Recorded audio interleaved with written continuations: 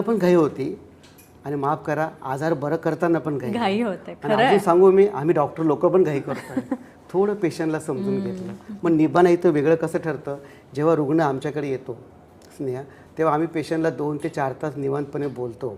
त्याला कायिक वाचिक मानसिक समजून घेतो. त्याच्या आत्मिक लेव्हलला जातो.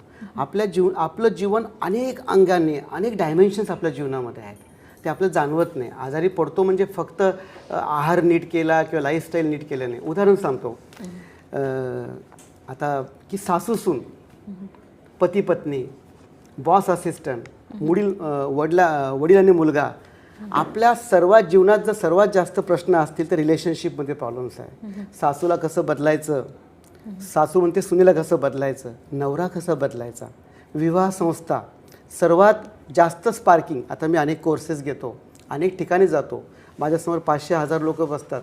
सर्वात जास्त